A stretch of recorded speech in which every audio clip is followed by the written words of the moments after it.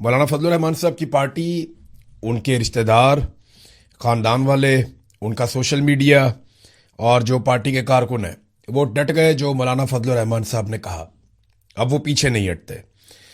देखिए, मामला वही निकला जिसका मैंने आपको पहले आगाह किया था कि जो मजहबी सियासी जमातें हैं या वो पॉलिटिकल पार्टीज़ या वो जत्थे या ग्रुप जिनका इन्फ्लुएंस है खैबर पख्तूनख्वा में और बलूचिस्तान में, उन्हें मजबूर किया जा रहा था कि आप अवामी लश्कर बनाएं।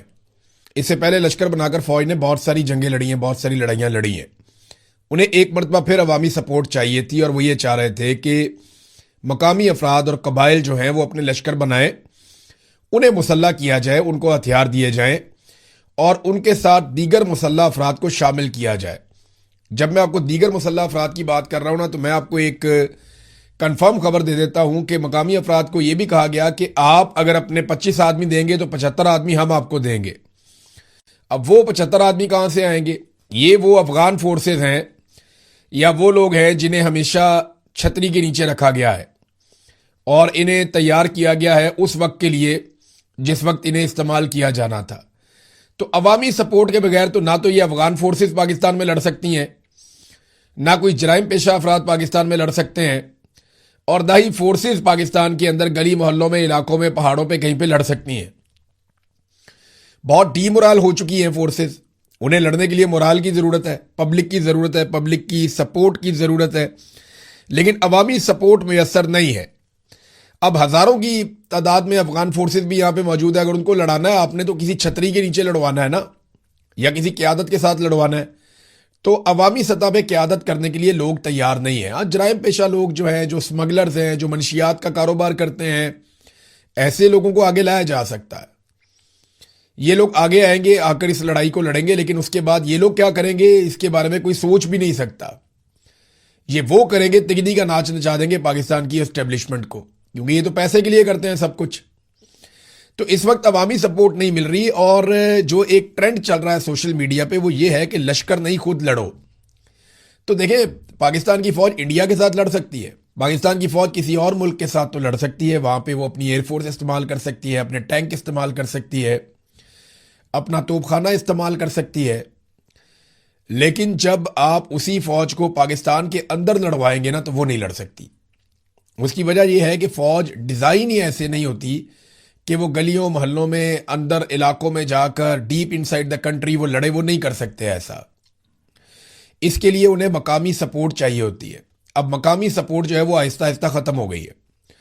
पहले बलोच इलाकों में ख़त्म हो गई है, पश्तून इलाकों में ख़त्म हो गई। अब ये जो कत्लेआम हुआ सिक्योरिटी एहलकारों का बलूचिस्तान में, जो लोग लाशें रख के बैठे हुए, 30 लाशें रख के वो सड़क के ऊपर बैठे हुए हैं, वो एहतजाज कर रहे हैं कि हमारे मुतालबात माने जाएं, हमारी बात सुनी जाए, हमारे शिकवे सुने जाए। 5 दिन हो गए उनकी बात ही कोई नहीं सुनता। तो वो लोग तो एहतजाज कर रहे हैं। अब ये जो कत्लेआम हुआ, इसमें लोगों को गुस्सा दिलाने के लिए जो मुसल्ला जत्थे थे उन्होंने चेहरों के ऊपर तेजाब तक डाले ताकि लोग गुस्से में आए और ऐसा लगता था कि अब लश्कर बन जाएंगे, लेकिन लश्कर बने नहीं। अब फजलुर रहमान साहब की पार्टी ये ट्रेंड चला रही है, लश्कर नहीं, खुद लड़ो। यानी हम फौज को तनख्वाह देते हैं, पुलिस को तनख्वाह देते हैं, एफसी को और रेंजर्स को तनख्वाह देते हैं, उन्हें बंदूकें लेकर दी हैं, उन्हें तरबियत लेकर दी है, तो उन्हें लड़ाई लड़नी चाहिए। हाँ, अगर किसी दिन वो लड़ाई हार गए या उनके लिए बहुत बड़ी मुसीबत हो गई तो फिर अवाम पे पड़ जाएगी, फिर अवाम जाने, अवाम का काम जाने। लेकिन फिलहाल तो इतनी बड़ी तादाद में, लाखों की तादाद में सिक्योरिटी फोर्सेज हैं, उनके पास जदीद हथियार हैं, बहुत बड़े बड़े बजट हैं, बुलेट प्रूफ गाड़ियां हैं, वो इस लड़ाई को खुद लड़ें। ये मौलाना फजलुर रहमान साहब का उसूली मौक़िफ़ है। अब ये ट्रेंड जो है वो इस वक्त फुल टाइम चल रहा है। अच्छा, लश्करों के बारे में बताऊं, पिछली मरतबा जो लश्कर बनाए गए थे ना, वो लोग शहीद हो गए।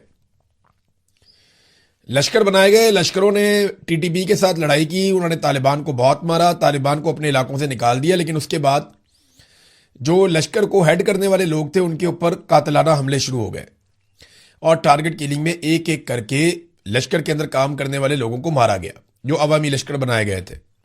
मिसाल के तौर पे अफजल गुज्जर हैं, बहुत बड़ा नाम है उधर बालाकंड में, उनका भतीजा, भाई, ये लोग शहीद हो गए। एएनपी के कुछ लोग थे, उनके घरों के ऊपर अटैक हुए।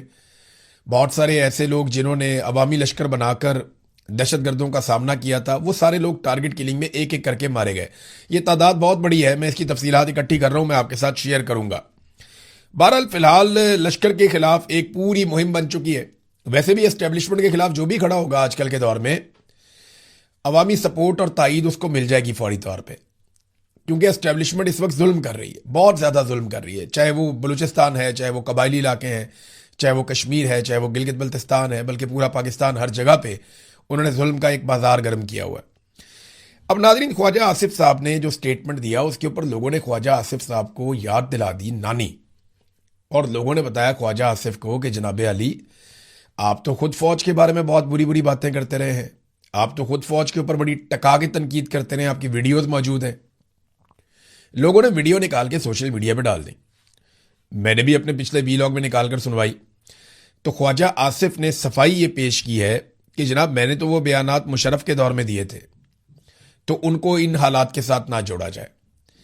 तो मैं ज़रा थोड़ा सा इसको क्लियर कर देता हूं कि ख्वाजा आसिफ साहब, ये आपने एक और खच मार दी है, क्योंकि जो मुशर्रफ साहब के ज़माने में भी आपने बयान दिया था वो तो आपने फ़ौज के खिलाफ दिया था, मुशर्रफ के खिलाफ आपने नहीं बोला था।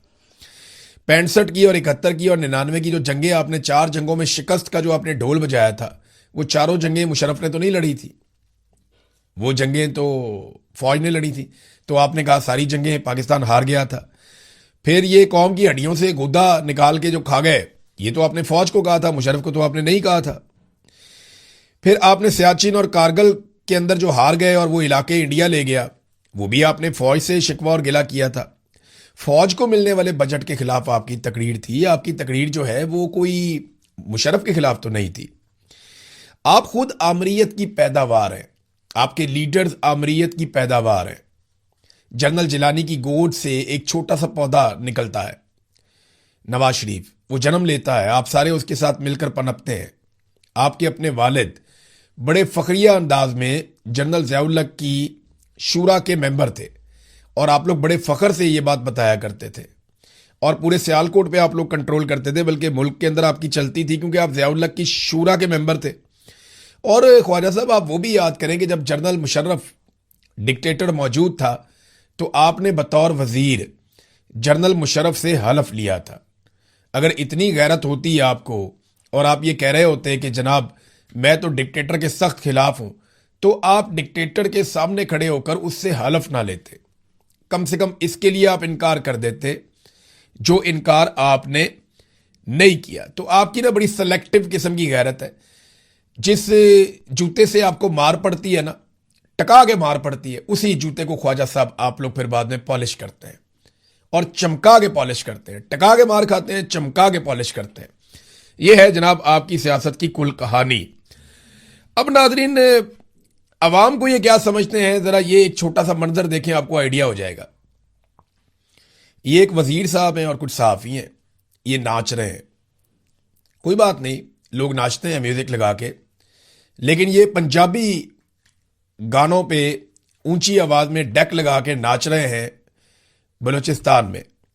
और मौका क्या है, नेशनल डिफेंस वर्कशॉप।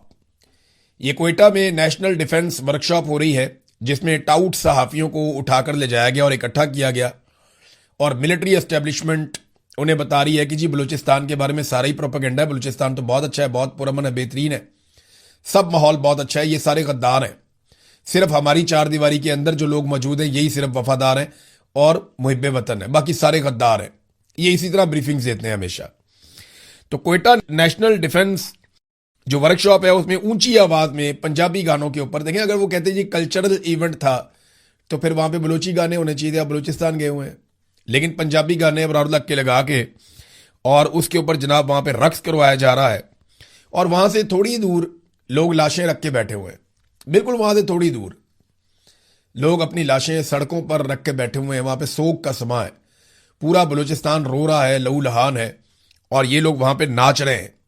ना सिर्फ नाच रहे हैं बल्कि उसकी वीडियो निकालकर सोशल मीडिया पे भी डाल रहे हैं, ताकि सारी दुनिया देख ले कि हमें जितना मर्जी गरीबों का, कमजोरों का खून बहता रहे, हमें इससे कोई फर्क नहीं पड़ता। देखिए ये ऐसे ही है, आपको समझ नहीं आएगी लेकिन ये ऐसे ही है। मैं बतौर जर्नलिस्ट इन सारी चीजों को बहुत करीब से देख चुका हूं। ये जो ऊंची ऊंची दीवारें हैं ना एस्टेब्लिशमेंट की बनाई हुई, इन दीवारों के उस तरफ हमेशा जश्न का समा रहता है। वो बहुत खुश रहते हैं, वो बहुत अच्छे खाने खाते हैं, बड़ी अच्छी वर्जिश करते हैं, उनके जिम बहुत अच्छे हैं, उनके अस्पताल बहुत अच्छे हैं, उनके बच्चों की तालीम का इंतजाम बहुत अच्छा है, उनके पासपोर्ट अलग रंग के हैं। वो अपनी लाइफ को बहुत इंजॉय करते हैं, बहुत ज्यादा। लेकिन जैसे ही वो इस दीवार से बाहर निकलते हैं तो वो अपने चेहरे के ऊपर थोड़ा सा गम ले आते हैं, ताकि बाहर बैठे हुए जो आम लोग हैं वो बेवकूफ बने कि जनाब ये भी हमारे गम के अंदर दुबले हुए जा रहे हैं। ऐसा नहीं है। चार दीवारी के उस तरफ जश्न रहता है हमेशा, ये बहुत इंजॉय करते हैं। वहां पे हर दिन ईद का है, हर रात शबरात की है। लेकिन चार दीवारी के बाहर हर तरफ आग लगी है, लहूलहान है। चाहे वो बलूचिस्तान है, चाहे खैबर पख्तूनख्वा के कबायली इलाके हैं, चाहे वो आज आज़ाद कश्मीर है, हर तरफ एक दुख है, एक रंज है, एक तकलीफ है। लेकिन चार दीवारी के अंदर कितना सुकून है, ये एक छोटा सा मंजर आपको बता रहा है। देखिए ये लोग कैसे एंजॉय कर रहे हैं। महफूज दीवारों के पीछे ये लोग जश्न मना रहे हैं। और इस वक्त फजलुर रहमान के लिए चौहान को, वो क्या नाम है, ओन को, और काले चैनल के मुलाजमीन को, सोशल मीडिया की जितनी भर्तियां की हैं उन सबको लॉन्च किया गया, लेकिन वो मुकाबला नहीं कर पा रहे। वजह पता क्या है? जो भी मिलिट्री एस्टेब्लिशमेंट के जुल्म के खिलाफ खड़ा होगा, चाहे वो पाकिस्तान में सबसे गैर मकबूल है। फजलुर रहमान साहब ने इतना बड़ा जुल्म किया हुआ है इस कौम के ऊपर। रजीम चेंज ऑपरेशन के मरकजी किरदार थे जर्नैलों के कहने के ऊपर। लेकिन फजलुर रहमान की अच्छी बात यह है कि उन्होंने बाद में बता दिया, जब जर्नैलों ने उन्हें इक्तदार में हिस्सा नहीं दिया तो फजलुर रहमान साहब ने बता दिया कि यार मैंने जर्नैलों के कहने के ऊपर रजीम चेंज ऑपरेशन किया था, इन्होंने बुलाया था और बुला के हमें इसका सारे गेम का हिस्सा बनाया था। फजलुर रहमान पोल खोल चुके हैं। बहरहाल वो गंद जो फजलुर रहमान साहब ने मारा तो उल्टा उनके ऊपर गंद तो आना ही था। अब फजलुर रहमान साहब बहुत बदमजा हैं, लेकिन हैरत की बात यह है कि इंतहाई गैर मकबूल होने के बावजूद पब्लिक उनके साथ खड़ी हो गई। पाकिस्तानी फजलुर रहमान के साथ खड़े हो गए, क्योंकि एस्टेब्लिशमेंट के खिलाफ जो भी खड़ा होगा ना, पब्लिक उसको सपोर्ट जरूर करेगी, क्योंकि वो जुल्म के खिलाफ और जालिम के खिलाफ खड़ा हुआ है। कश्मीर में नाजरीन एहतजाज को 40 दिन हो गए, अंदाजा कीजिए आप, और कश्मीरी हार नहीं मान रहे। रोजाना रैलियां निकालते हैं, रोजाना एहतजाज करते हैं, उनके धरने वहां पे जारी हैं। आसिम मुनीर साहब का जो रजीम है वो हर शोबे में, हर जगह पे और तमाम महाजों के ऊपर नाकाम होता चला जा रहा है। एक छोटी सी कामयाबी उनके गले पड़ी थी। एक तो ये कि पाकिस्तान एयरफोर्स ने इंडिया के चंद जहाज गिरा दिए थे, वो भी एयरफोर्स ने गिराए थे। तो आसिम मुनीर साहब खुद फील्ड मार्शल बन के बैठ गए, और ना सिर्फ फील्ड मार्शल बन गए बल्कि ताहयात इस्तिस्ना भी इसी चक्कर में ले लिया, आईनी तरमीम करवा के। एयरफोर्स के वो पायलट हैं, उनका कोई जानता भी नहीं है जिन्होंने वो तैयारे गिराए थे। तो ये एक कामयाबी उनके गले पड़ी थी, लेकिन उसका वो पाकिस्तान की फौज को या पाकिस्तान को फायदा देने की बजाय उन्होंने जाती फायदा ले लिया। और दूसरा जो एक सालसी वाला एक रोल उन्हें मिल रहा था, वहां पे अब ईरान ने कह दिया जी वो तो एमओयू इस्लामाबाद वाला खत्म हो गया, अमली तौर पे दोबारा वहां पे जंग लगी हुई है। तो बाकी तमाम महाजों के ऊपर, चाहे वो मईशत का है, दहशतगर्दी का है, अमन अमान का है, मुल्क में इस्तेहकाम का है, सरमायाकारी का है, कुछ भी है, हर जगह पे आसिम मुनीर साहब का रजीम तमाम महाजों पर नाकाम हो गया। अब वो ढूंढ रहे हैं कि मलबा किस पे डालें। तो मलबा डालने के लिए तो उन्हें फिलहाल कोई नहीं मिलता। नाजरीन, अलीमा खानम आज अडियाला जेल के बाहर नहीं आई, उनकी बाकी बहनें आई हैं। जो मैंने आपसे कहा था ना, मेरा अंदाजा ठीक निकला। अलीमा खानम अब खैबर पख्तूनख्वा के अंदर ही तहरीक चलाएगी और वो लोगों को इकट्ठा करेगी, बज़ाहिर ऐसा दिखाई देता है। अगर उन्हें अच्छा रिस्पॉन्स मिला और खैबर पख्तूनख्वा अलीमा खानम के साथ निकल आया और बड़ी तादाद में लोग उनके साथ इकट्ठे होना शुरू हो गए, तो देखें ये एक खुदकुश हमला है। अलीमा खानम जो कर रही हैं अपने भाई के लिए, ये एक तरह की खुदकुशी है, क्योंकि उनके बाकी सारे रास्ते बंद हो चुके हैं। अब अगर वो इस्लामाबाद आएंगी तो उन्हें गिरफ्तार कर लिया जाएगा, ये हम सब जानते हैं, क्योंकि एस्टेब्लिशमेंट किसी को भी तहरीक नहीं चलाने देगी। वो किसी को इजाजत नहीं देगी कि तहरीक चलाई जाए। सुहेल अफरीदी कोई तहरीक चला नहीं रहे, बैरिस्टर गौहर या सलमान अकरम राजा, उन्होंने भी तहरीक नहीं चलाई। वो कोशिश करती थी पंजाब से आलिया हमजा, वो उन्हें गिरफ्तार कर लिया गया, उनकी मुखबरी हुई, वो पकड़ी गई। तो उसके बाद से लेकर अब तक कोई तहरीक प्रैक्टिकली चल नहीं रही। तो जब तहरीक नहीं चल रही तो किसी को तो ये जिम्मेदारी लेनी पड़ेगी। तो अलम उठा लिया अलीमा खानम ने, जो गिरा हुआ अलम था, एक मायूसी थी अवाम में, वो उन्होंने अलम उठा लिया, मुजामत का अलम, कि अब मैं इस लड़ाई को लड़ूंगी। अगर खैबर पख्तूनख्वा ने उन्हें बहुत अच्छा रिस्पॉन्ड किया तो मुझे नहीं लगता कि अब वो इस तरफ आएंगी। अब वो बाकायदा लश्कर लेकर आएंगी, और लश्कर जो ये कह रहे हैं वो वाला लश्कर नहीं, मुसल्ला लश्कर नहीं, जो लड़ाई लड़े वो लश्कर नहीं। ये एहतजाज करने वाला एक पुरअमन लश्कर वो लेकर आएंगी। देखें, आज़ाद कश्मीर की सूरत हाल आपके सामने, बलूचिस्तान की आपके सामने, खैबर पख्तूनख्वा में लोगों में, पंजाब में बहुत बेचैनी है। लोग चाहते हैं कोई उन्हें लीड करे। तो अलीमा खानम की एक हिकमत अमली है, आने वाले दिनों में आपको आइडिया हो जाएगा। अवाम के अंदर जो बददिली थी वो कुछ हद तक दूर हुई है। एक और नाजरीन जो बड़ी खबर है वो मैं आपके सामने रख देता हूं कि खित्ते में दोबारा लड़ाई शुरू हो गई है। अब बाकायदा जंग शुरू हो गई है। ईरान ने अमरीकी तनसीबात को निशाना बनाया। जहां जहां पे अमरीकी अड्डे हैं वहां पे ईरान ने अटैक किया, बदतरीन हमले किए, उन्होंने अपने मिसाइल चलाए। दूसरी जानिब अमेरिका ने ईरान में बहुत सारे धमाके किए। अमेरिका तजारती और दिफाई जो ईरान की तनसीबात हैं उनके ऊपर अटैक कर रहा है, जबकि ईरान जो है वो जवाबी कार्रवाई में जो खित्ते में खलीजी ममालिक हैं वहां पे अमरीकी अड्डों पे अटैक कर रहा है, चाहे वो पानी के अंदर है चाहे बाहर है। डोनाल्ड ट्रंप ने ये जो 20% वाला काम शुरू कर दिया ना, इस पे अमेरिका में डोनाल्ड ट्रंप को बहुत सारे लोगों ने मना किया था, लेकिन डोनाल्ड ट्रंप ये कहते हैं कि हम अगर इस पूरे इलाके की नाकाबंदी कर दें तो यहां से जितने भी कंटेनर्स निकलेंगे या टैंकर्स निकलेंगे या जितने भी यहां से बहरी जहाज निकलेंगे आपने हुर्मुज़ को अबूर करके, हम उनसे 20% अगर एक टैक्स वसूल करें, एक फीस वसूल करें तो हम ठीक ठाक पैसा बना सकते हैं। वो इसको एक इकोनॉमिक मॉडल के तौर पे देख रहे हैं डोनाल्ड ट्रंप। तो ये तो एक बैरी कजाकी वाला काम हो गया ना कि जनाब हमें खराज दे के गुजरो वरना हम यहां से गुजरने नहीं देंगे। दुनिया वहां से पहले मुफ्त गुजरती थी, अब डोनाल्ड ट्रंप मांग रहे हैं 20%।